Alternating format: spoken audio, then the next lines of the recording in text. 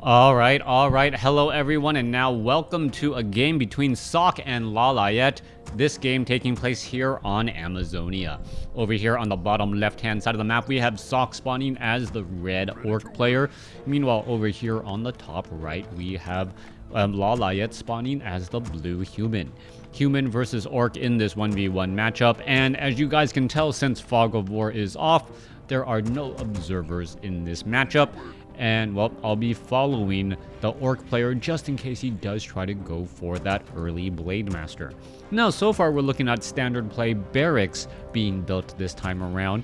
And normally that means it is going to be a Blade Master or perhaps a Shadow Hunter in this matchup. Now, most of the time, if it is a Farseer, the Farseer normally means a heavy or teching opening. If it isn't going to be that, well, let's make some predictions once we have hero choices out on the field. Archmage should be trained up by the human player, as it is 9 times out of 10 that, and it is going to be an Archmage going up against a Farseer. Okay, so interesting choice this time around. Farseer gonna be brought out early. In addition to that Farseer, it is gonna be a barrack, so there will be a lone grunt as well. The use of additional wood is going to, well, set back any sort of tech for some time, so the tech to tier 2 will be significantly delayed. Now, that means that this Farseer and this grunt needs to do more during the early stages of this matchup. Otherwise, well, if that Archmage comes across with a large army to try and put pressure right at the start of tier 2 or during tier 2, what you may end up seeing is, well, a lot of damage being done on orc burrows with the number of water elementals and footmen and maybe even quill beasts, but that is a very, very old strategy back in the 1.29 days. Alright, Archmage going after the Renegade Wizard here. Gonna see Militia join in on the fight. There is some engagement. Gonna drop a Water Elemental. The Rogue, however, not switching target to the Water Elemental there, so a little bit of damage will be absorbed.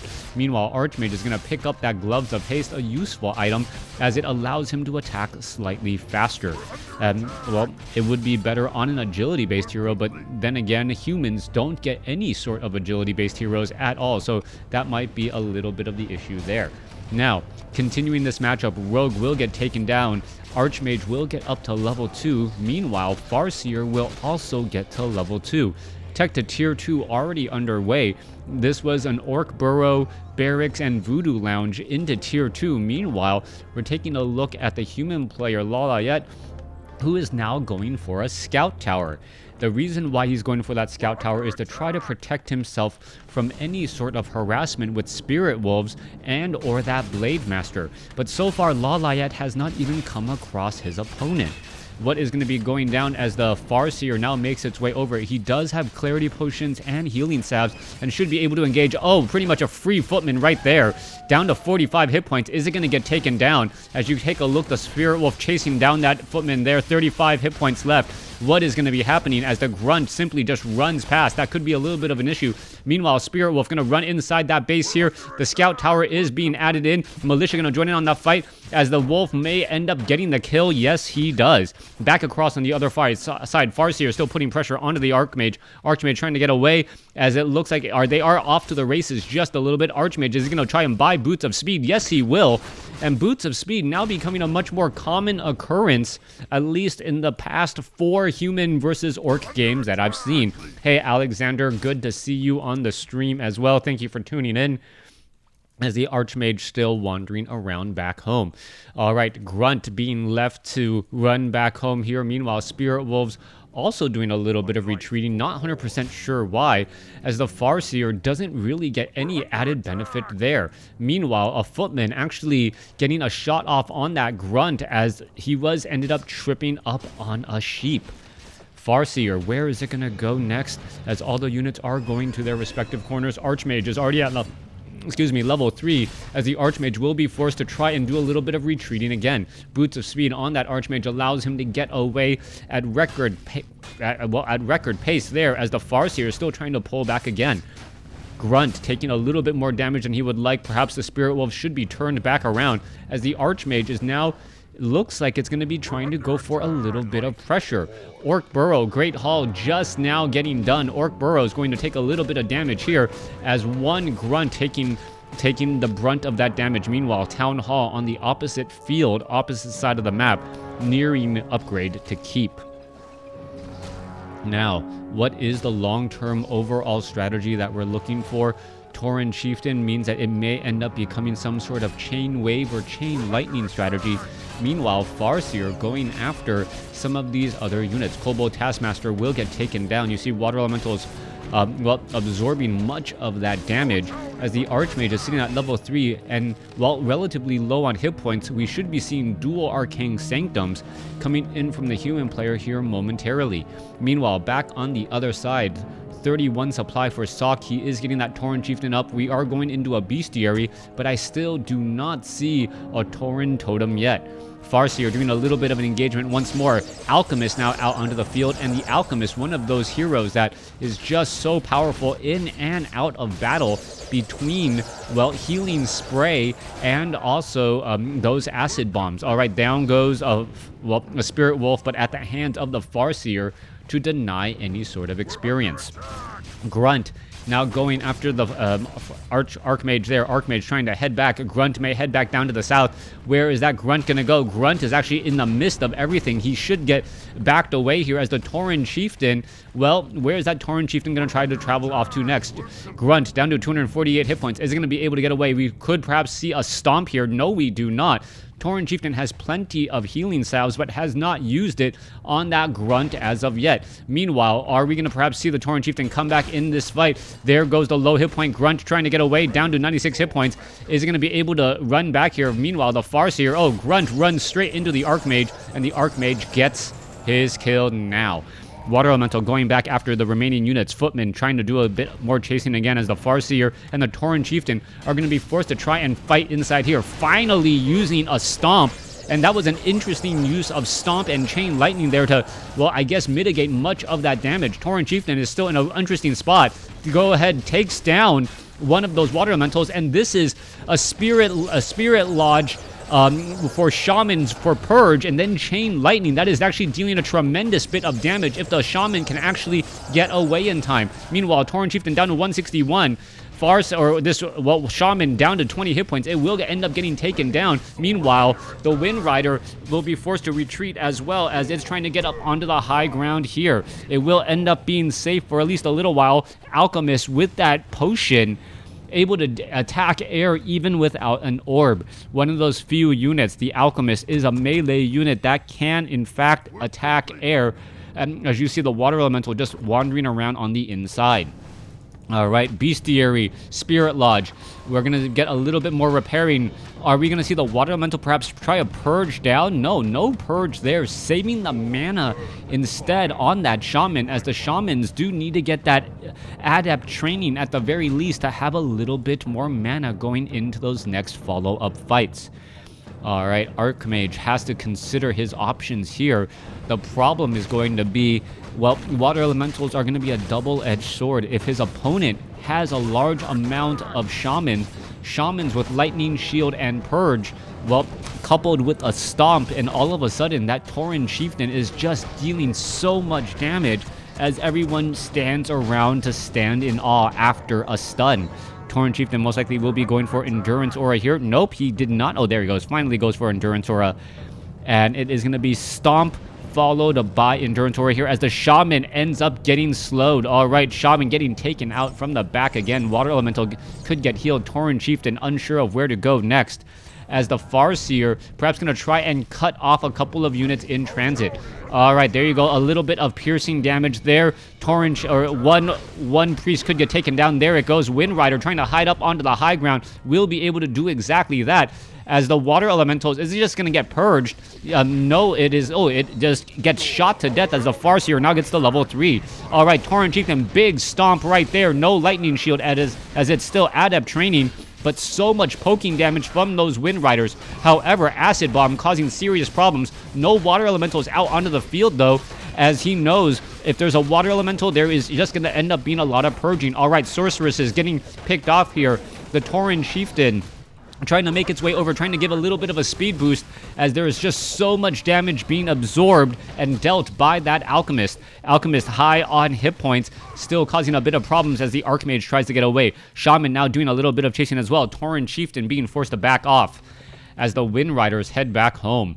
All right, Lalayet a little bit in trouble after that fight, down to 39 supply compared to Sock's 46 right now. Farseer is at 3, Tauren Chieftain is at 2 compared to the Archmage and that Alchemist.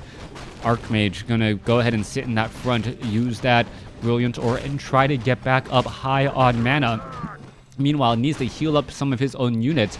Sock using this opportunity to clear out the difficult creep camps while the Wind Riders are relatively safe right now. Wind Riders holding back here. Farseer, nope. Tauren Chieftain picks up that Tome of Intelligence, as it looks like the Renegade Wizard will get taken down. It looked like one Wind Rider actually got picked off by creeps, and that's exactly what you don't want to see. Nope, never mind. He's right off over there. Oh, there's an Acid Bomb onto some units.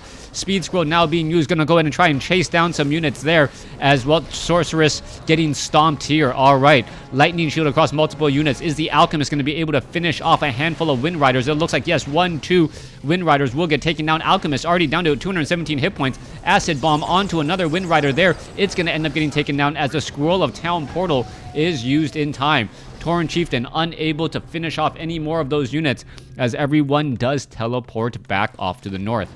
Griffin Aviary now in play, so Wind Riders should be added in as well. We're taking a look. Archmage being forced to do some structural replanning in this non-master plan community. Archmage got himself into a sticky situation and now unable to make its way back out. Looking at 42 supply compared to 48 right now. Where are all of these units going to be traveling off to next? Tauren Chieftain sitting at level 3, as the Mud Golems will get taken out as well. Rock Golem going to get finished off here, as the Forest Troll Trappers really don't have that much to worry about.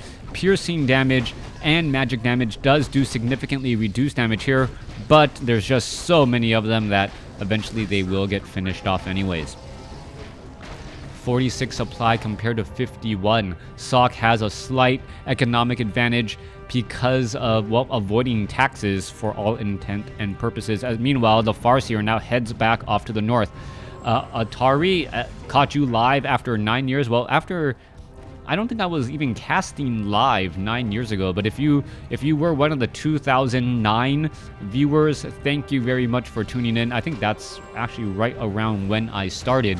Wind Rider now joining in on the fight. Spirit Wolves, Scroll of Speed being used. Tauren Chieftain throws in a stomp, gets 2 units here, as we see a couple of shackles now go down. Wind Riders want to focus down those Dragonhawk Riders here as quickly as possible. One gets freed up. A big stomp across multiple units. Farseer, does it have a chain lightning? No, as the Wind Riders are now getting finished off here. There it goes. Wind Rider is going to be able to finish off any more of those units. A big stomp across multiple units, but that is just going to be the end of that. Tauren Chieftain unable to capitalize as everything teleports back.